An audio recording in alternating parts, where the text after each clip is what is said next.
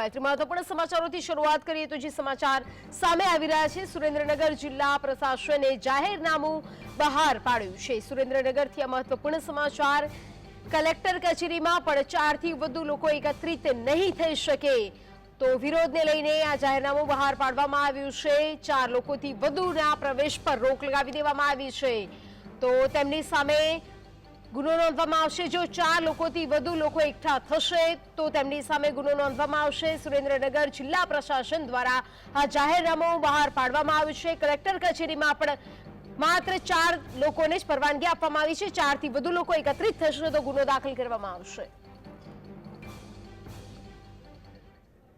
વધુ વિગતો સાથે સંવાદદાતા ફઝલ લાઈવ જોડાઈ ગયા છે। ફઝલ, જાહેરનામું બહાર પાડી દેવામાં આવ્યું છે। 4 વ્યક્તિથી વધુ લોકો જો કચેરીમાં આવશે તો તેમની સામે ગુનો નોંધવામાં આવશે। શું વધુ માહિતી?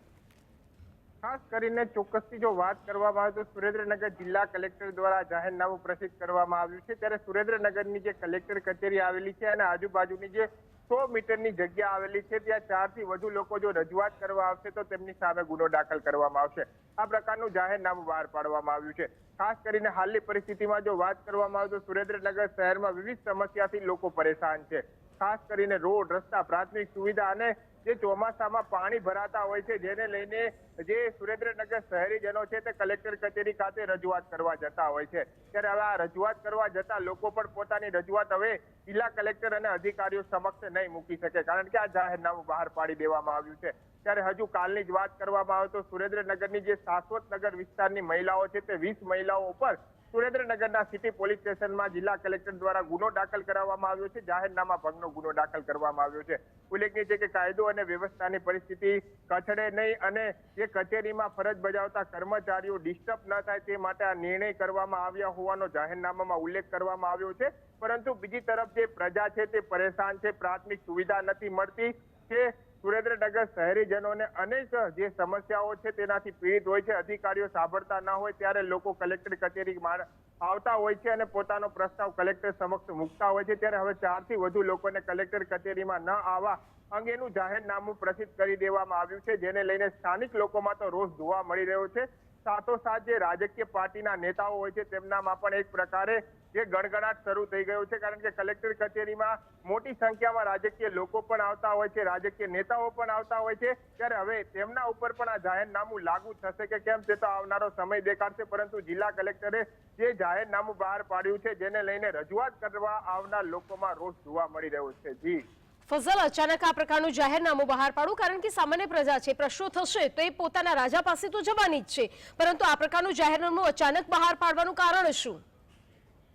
ખાસ કરીને 2 દિવસ પહેલા સુરેન્દ્રનગરની જે 80 ફૂટ રોડની શાશ્વતનગર વિસ્તારની મહિલાઓ દ્વારા જિલ્લા કલેક્ટરને પાણીના અને પીવાના પાણીના પ્રશ્નને લઈ અને રજૂઆત કરવામાં આવી હતી। તે દરમિયાન મહિલાઓ દ્વારા ઉગ્ર રજૂઆત કરવામાં આવતા પોલીસ બોલાવવાની કલેક્ટર કચેરીમાં ફરજ બજી હતી।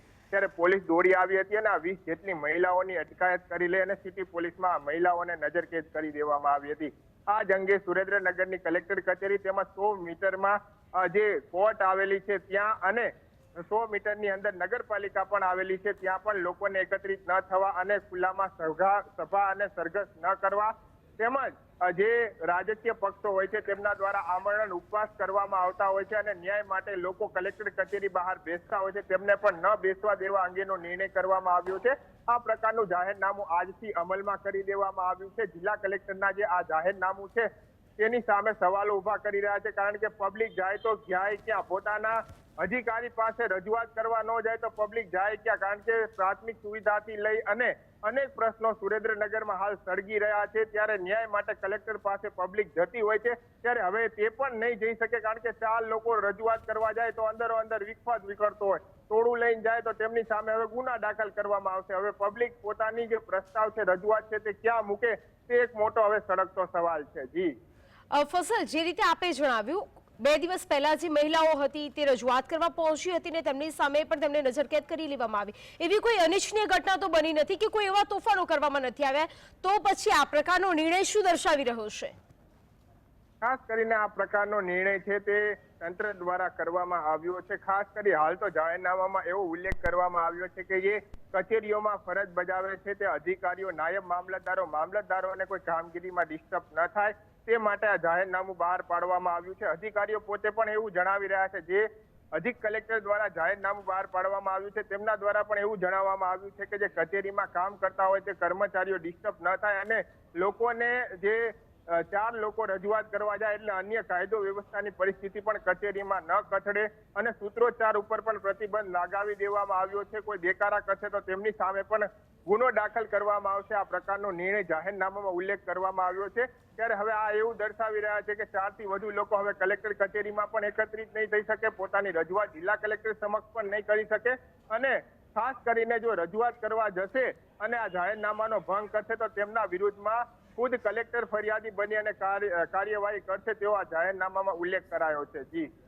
જી ફઝલ જોડાઈ સમગ્ર માહિતી આપવા બદલ આપનો